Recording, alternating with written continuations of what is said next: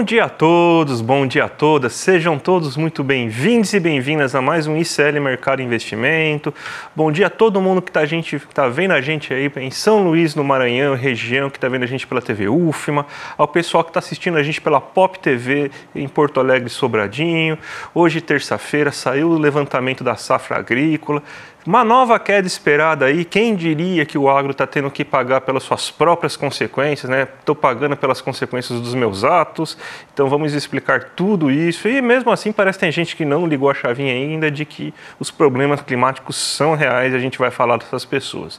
Vamos falar também aí do Dia dos Professores, parabéns a todos os professores da minha classe aqui, que também sou professor, e parabéns para você que paga menos imposto do que um milionário. A gente vai explicar isso aí, por que você precisa urgentemente aí de mudanças no imposto de renda.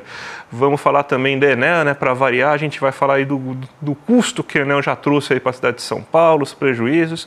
Mas antes de tudo isso, aí eu vou dar bom dia para o Presley aí, que está aqui aí nessa semana aí substituindo a Débora. Bom dia, Presley, tudo bem com você? Bom dia, André. Feliz Dia dos Professores para você. Feliz Dia dos Professores para você aí de casa. Todos nós merecemos um baita de um dia incrível aí.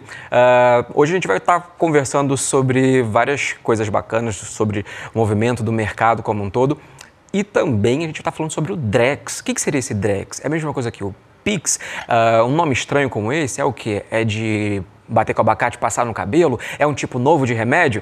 Não, é um novo formato que a gente tem de transação que vai estar rolando por aí e a gente vai conversar sobre isso também. Mas eu acho que antes de mais nada, a gente precisa também começar com a nossa agenda. Como bom professor, nada melhor que uma agenda, né? Exatamente, vamos ver aí uma agenda que está bem tomada aí por divulgação de balanços, né? Hoje o dia aí com um balanço do Bank of America, do Citigroup, do Goldman Sachs, da United Health. Tudo isso aí antes da abertura dos mercados, com certeza pode influenciar bastante aí os mercados, principalmente lá fora do Brasil, né?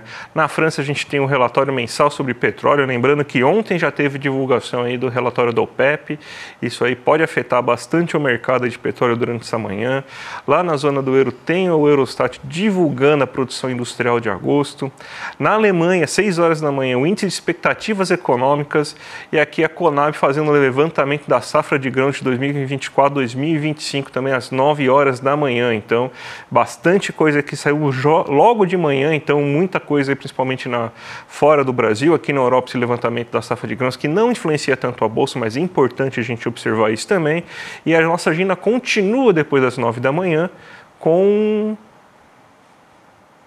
Vamos ver... Aê, foi! Com o Fed de Nova York divulgando aqui nosso índice de atividade industrial aí do Empire State, aí, importante aí para saber como está indo a indústria norte-americana. Aí, para variar, você começa agora também um monte de fala de presidente do Fed aí, a presidente do Fed de São Francisco, a Mary Daly, discursando aí na Universidade de Nova York aí, e provavelmente a gente vai ter perguntas sobre taxa de juros. A diretora do Fed, Adriana Kugler, participando de discussão também, presidente do Fed de Atlanta, Rafael Bostic, participando de conversa moderada no Gathering Spot. E depois do fechamento a gente ainda tem o balanço da United Airlines. Então, um dia bem focado aí em balanços. A gente tem algumas falas de presidentes do Fed aí sendo monitorados aí pelo mercado, porque pode dar um norte em relação ao que a gente vai ter sobre perspectivas de taxa de juros, aí influencia o Tesouro Futuro aí dos Estados Unidos, as famosas Treasuries, e aqui no Brasil um dia que pouca divulgação de dado, a gente teve aí de relevante somente a questão da safra agrícola, não é, Presley? Pois é, que também é muito importante quando a gente está falando sobre a inflação dos alimentos e também mexe bastante com a economia, porque afinal de contas o principal objetivo do Banco Central é diminuir a nossa inflação. Mas, de acordo com algumas falas de alguns fugiu o nome, diretores de alguns FEDs, as bolsas ficaram meio mistas lá para o canto da Ásia. E a gente poderia começar falando sobre isso também, né? Exatamente. A Ásia azeda de novo, né? Porque ela teve aquele pico de energia, vamos dizer assim. O pessoal ficou animado ontem porque as falas de autoridades chinesas aí garantindo que você teria aí um espaço de déficit para conseguir realizar gasto e fazer com que a economia chegasse nos 5% aí de crescimento durante esse ano. O dia, então, foi bem tomado por isso. A gente teve alta no Xangai Composto, aí, que é o principal índice da China continental. Só que, para variar, nem tudo são as mil maravilhas, tal. A gente tem aí que você teve uma balança comercial e outros dados econômicos chineses sendo divulgados, isso frustrando o nosso querido amigo mercado. Nosso amigo mercado ficou frustrado e você tem então uma queda bem considerável aí que a gente teve aí dos índices, principalmente o Xangai Composto e o Hang Seng. A gente está colocando o Hang Seng aqui para ilustrar, mas o mesmo movimento aconteceu aí também no Xangai Composto. Ontem o Hang Seng já tinha fechado um pouco em baixa, depois da divulgação aí desses dados da balança comercial. E hoje ele acelera ainda mais sua queda, caindo 3,74% somente nesse dia, então fechou com uma queda bem acentuada. E essa queda foi puxada aí porque voltou-se a dúvida de que, beleza, vai ter os estímulos, mas os dados estão mostrando aí que talvez não cheguemos a um crescimento econômico de 4%. Então, as bolsas acabaram refletindo muito esse pessimismo aí, que não chega aos 5%. Quem dera a gente ter um pessimismo, não vai crescer 5%, vai crescer só 4%, né? Oxe. Eu estaria muito mais feliz, né? Eu estaria mais feliz se a gente pudesse ter esse tipo de pessimismo aqui, mas lá na Ásia, esse pessimismo fez com que as bolsas caíssem, né? Porque a China é o único país do mundo que pode crescer à vontade sem problema, né? O pessoal até quer que a China tenha gasto, tenha inflação, né? Mas é isso, né, que aconteceu nessa manhã na Ásia, né? A China, o país que é permitido crescer, decepcionando aí os seus amiguinhos de mercado. Sim, e já que a gente está falando de decepção, não tem como não falar da falta de energia elétrica que ainda está na cidade de São Paulo, uma baita de uma decepção para alguns. Porque para quem já sabe que a privatização geralmente, para não falar quase sempre, gera problemas na entrega e na prestação de serviços, são mais de R$1 bilhão que o FEComércio daqui de São Paulo já estipula de perda em relação a esse período, desde sexta-feira, que a gente vai estar conversando mais sobre isso também. Mas vale a pena falarmos sobre essa questão de que você pode correr atrás dos seus direitos, até porque o próprio governo federal já está estimulando para que seja ressarcido esse tipo de prejuízo, né, André? Exato, você tem o próprio Alexandre Silveira, que é o ministro das Minas e Energia e tal, fazendo aí. Aliás, ele foi tentar acuar ele, né, por causa da questão eleitoral. O Ricardo Nunes usou a famosa tática do Homer Simpson, né, a culpa é minha, então coloquem quem eu quiser. Aí ele foi lá e tentou culpar somente o governo federal.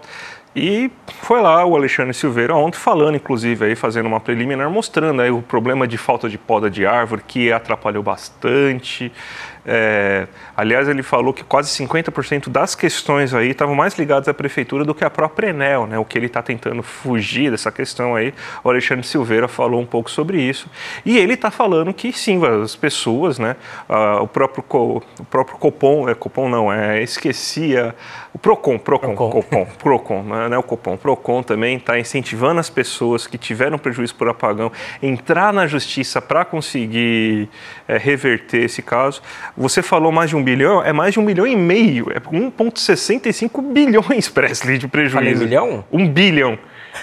Sim, com certeza. 50% maior o problema. 50% maior, ou seja, o buraco é muito mais embaixo e a escuridão está muito mais escura do que a gente imaginava.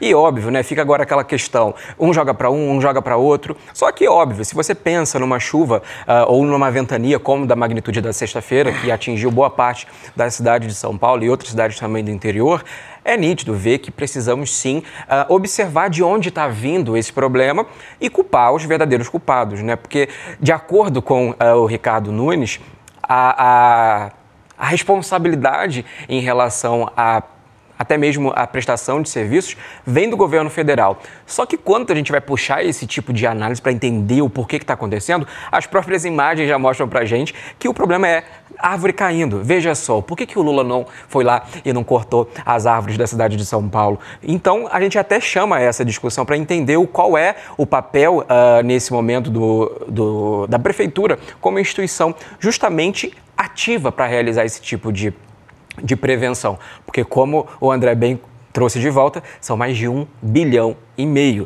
e contando, porque provavelmente esse prejuízo pode ser bem maior. Sabe quem também está tendo prejuízos grandes com problemas climáticos? Famoso estamos pagando as consequências dos nossos atos? Os próprios atos. É o agro. Aquele que é pop? O que é pop. O que é pop. O agro está, mais uma vez, aí, uma queda de expectativa na produção aí de 2024.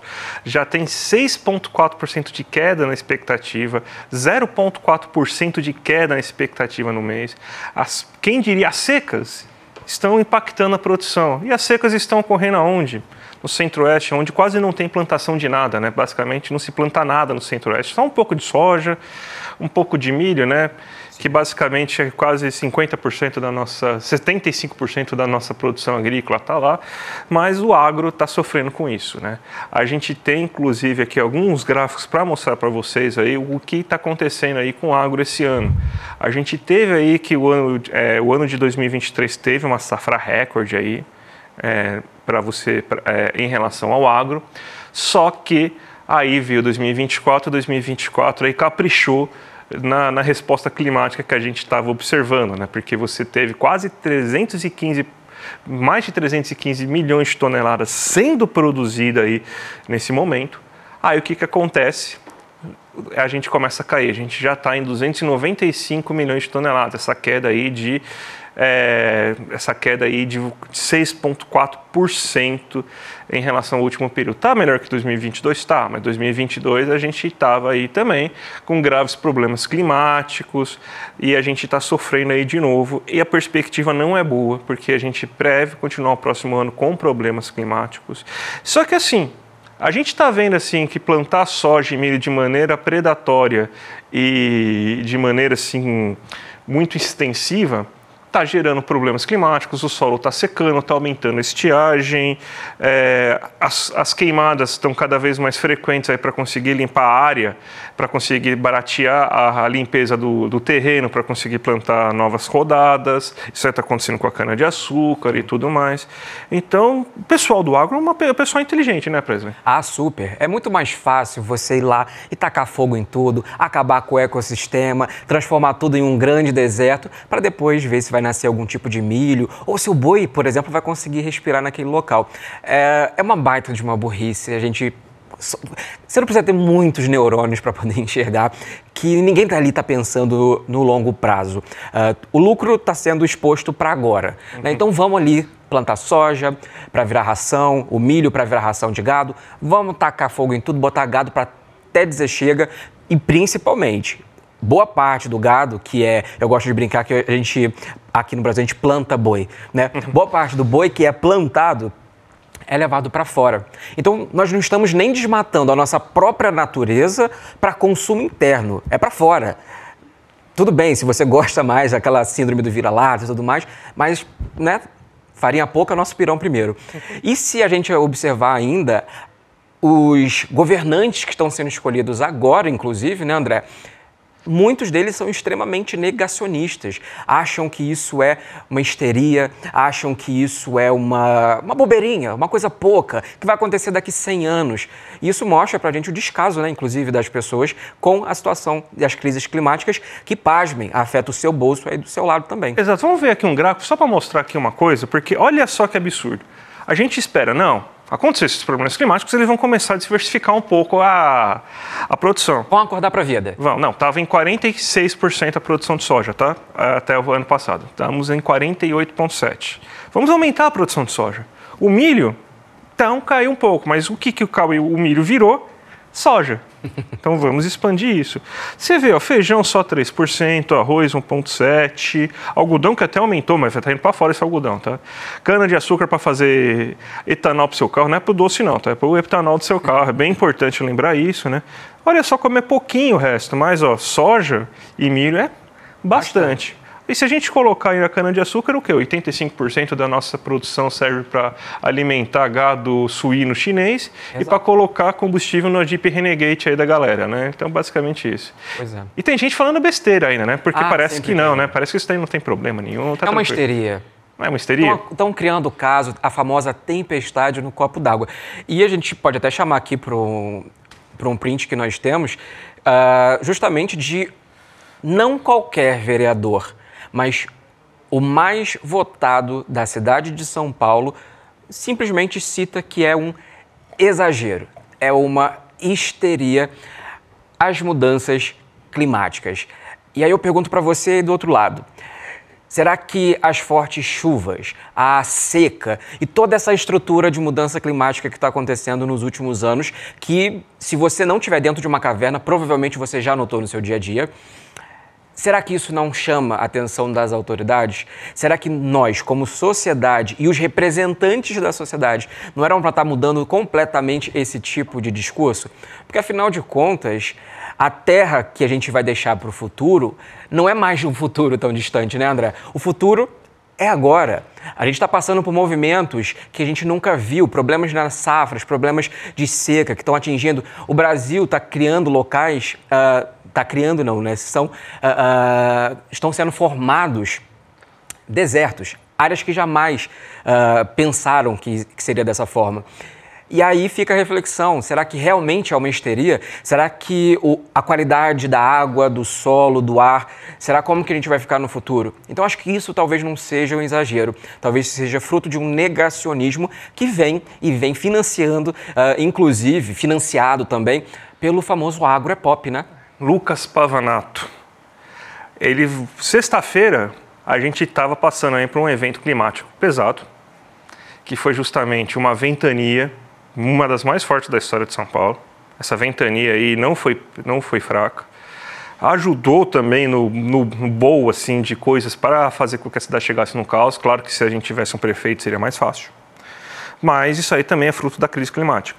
Todo mundo está vendo aí, a gente passa pela oitava onda de calor durante esse ano. A safra está caindo, o preço dos alimentos estão aumentando. Você está pagando mais caro no milho, na farinha de milho. Você está pagando mais caro na carne nesse último mês. Você está pagando mais caro no leite, no queijo nesse último mês por causa de problemas climáticos.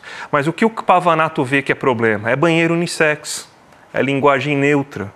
Ele vai resolver o quê, então? Ele está preocupado, então, que você vai pagar mais ou menos no leite? Ele está preocupado em tentar melhorar a situação climática da cidade? Não, ele vê isso como exagero. O que ele acredita que é um problema real é linguagem neutra, é combater pessoas trans. Ideologia de gênero. É ideologia de gênero, é o fantasma do comunismo. É mais uma dessas picaretas do MBL. Mais um. Que não vão fazer porcaria nenhuma para a política, vão fazer lacre, daqui a pouco aparece enchendo o saco de alguém com uma câmera na mão aí para tentar fazer corte de vídeo.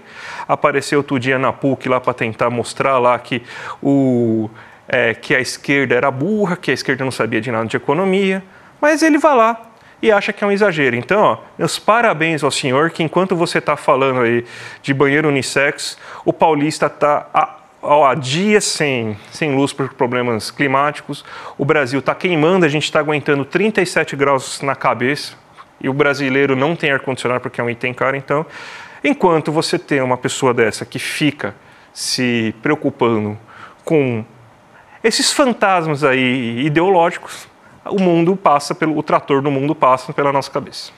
Pois é, e inclusive são essas as pessoas que vão votar sobre medidas que vão ajudar ou vão retroceder o processo de proteção ambiental. Então, como o André bem comentou, quando nós estamos falando sobre mudanças climáticas, não tem como considerar, se porventura a mudança climática não afeta o seu coração, a gente vai ter que trabalhar com o bolso, porque de fato as coisas ficarão mais caras. E a tendência daqui para frente não é que fique mais barato, mas sim mais caro por conta da falta deles e novos formatos de adaptação e principalmente a qualidade desses alimentos. Porque não acho que só apenas os preços vão aumentar, porque para segurar todos esses problemas que as mudanças climáticas estão trazendo, o número de agrotóxico, o número de formas de tentar fazer com que aqueles itens que vão sofrer por causa de uma seca permaneçam ali para chegar na sua mesa, a qualidade dos produtos vai despencar também. E isso vai cair e vai calhar onde? Na sua saúde, na minha saúde, na nossa saúde, que também vai ter um custo para o Estado. Então, esse tipo de postura de uma pessoa que acha que a crise climática é um exagero, é um desserviço. E me deixa mais chocado ainda a população de São Paulo eleger um cara como esse como o vereador mais votado dessa eleição. Vamos agora aí falar de imposto de renda, porque hoje é dia dos professores e mais uma vez, parabéns, professores. Saibam que vocês pagam mais impostos do que os milionários, policiais, bancários, então todas essas categorias pagam mais impostos hoje aí do que os milionários. A gente tem, então, aqui um levantamento aí em relação aos lucros e dividendos, aí, em relação ao imposto de renda. A gente até montou o gráfico e a gente tem um gráfico aí de rendimentos anuais, né? Então, esses 15 a 10 a 15 salários mínimos não é por mês, tá? É por ano. Então, a gente vê que essa faixa aí que está entre 10 a 15 até os 40 e 60, que são basicamente professores, policiais, Médicos, eles estão um pouquinho acima, né? Eles estão até 80, 70 e tal. Estão mais ou menos por aí.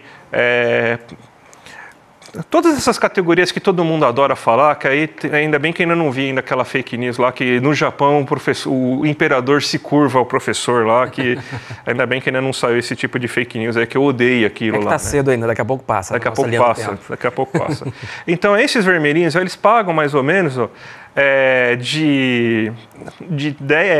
mais um pouquinho acima de 10%, né? 11, 10,5% aí de imposto de renda efetivo. Aí você pega o cara que está na ponta da ponta, que ganha acima de 320 salários mínimos por ano, ele não chega a quê? A 6? É isso mesmo, né? A 6. Ele não chega a 6. Então, olha, em porcentagem você paga muito mais imposto, quase o dobro. Parabéns, professor. Então, quando você vem, ontem a gente falou da questão do salário mínimo, que você tem que ter a isenção até R$5.000 e cobrar do andar de cima esse reajuste, é isso que a gente está falando, porque quem paga imposto no Brasil não é rico. Quem paga imposto no Brasil é essa classe média. E uma classe média com um rendimento médio muito baixo, que é um rendimento de 3,5% ao ano, R$3,5 mil por mês. De R$4.000 por mês, de R$5.000 por mês. Só fazer as contas de quanto que é 30 salários mínimos por ano. Dá um rendimento médio mais ou menos de uns 3.400, 3.200.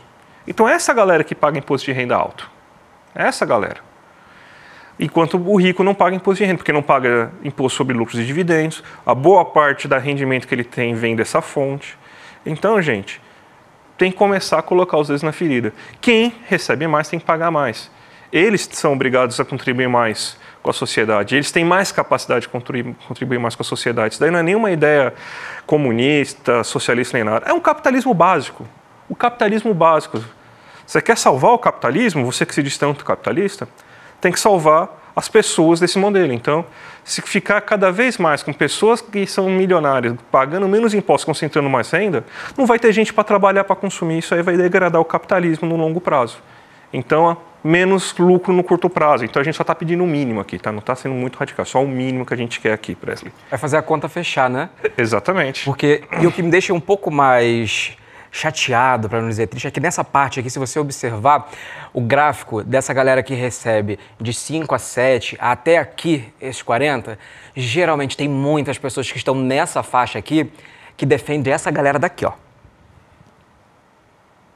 Eu acho que isso também é um projeto dessa galera que está aqui para que eles paguem cada vez menos. Por quê? Aqui no Brasil, eu gosto de brincar, mas não é uma brincadeira, é uma brincadeira séria de falar que aqui é cabaré de rico, em todas as espécies. Principalmente quando a gente está falando de imposto. Porque se o professor que ganha relativamente menos do que o milionário paga ali proporcionalmente muito mais imposto, cadê a justiça tributária em relação a isso? E tem muita gente que fala que a reforma tributária ela vai acabar com o Brasil e preste muita atenção quem é o emissor desse tipo de mensagem, porque geralmente ele está nessa parte daqui do gráfico que a gente acabou de ver. Justamente porque o rico, obviamente, ele não quer pagar mais imposto, mas ele quer fazer com que você aí do outro lado acredite que pagar mais imposto ele vai sair do país. Quer fazer com que você acredite que isso vai quebrar o país. De qualquer forma, que a economia, o comunismo, a esquerda e várias outras camadas e vários fantasmas que vão surgindo por aí. E óbvio, a gente precisa sim falar sobre a estrutura de uma reforma tributária que agora vem na etapa do consumo, para poder fazer ali algumas partes de reparo, principalmente na análise da reparação daquelas pessoas de baixa renda. Mas hoje a gente tem um problema que já era para estar sendo resolvido, que é a tributação em cima de renda e patrimônio. Porque não é nem um pouco justo e nem um pouco produtivo para a economia em que a nossa base econômica pague muito mais imposto do que os grandes milionários que muitas das vezes conseguem ali arrumar um trambique, uma maracutaia para conseguir pagar menos ainda. Por quê? Porque o professor, às vezes ele não tem essa malícia de falar como é que eu consigo desenrolar ali uma quebra tributária para poder fazer pagar menos imposto. Mas o rico, ele sabe. E por causa de coisas como essa, Presley, a gente está aqui há 4 anos, estamos fazendo 4 anos esse ano aí, para a gente tentar mostrar aí essa lógica, como que está errada essa lógica aí.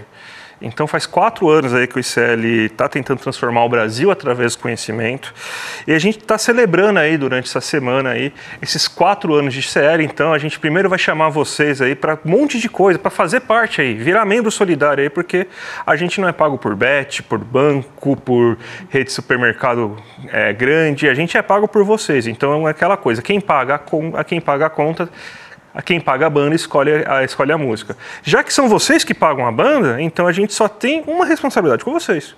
Então, por isso.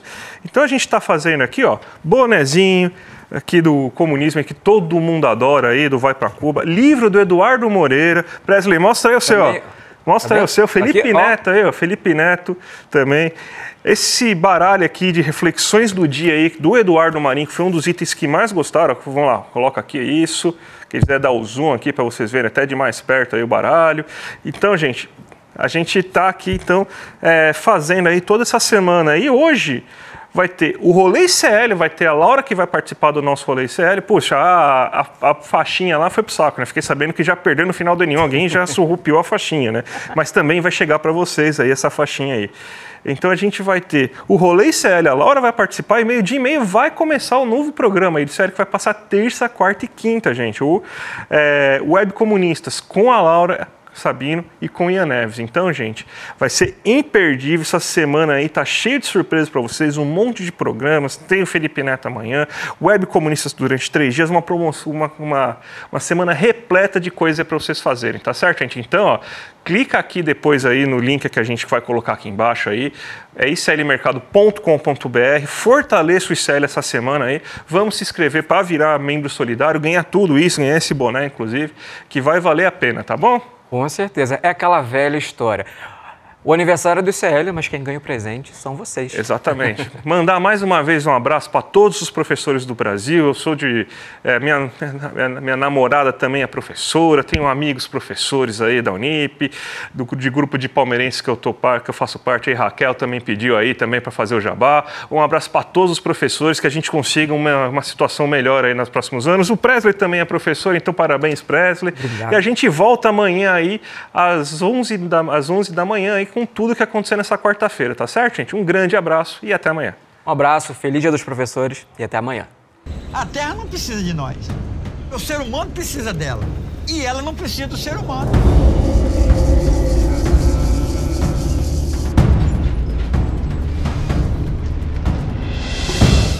A gente tem tido visões e sonhos, a floresta vindo em forma de animal, se transformando em seres e falando com a gente que está pedindo socorro.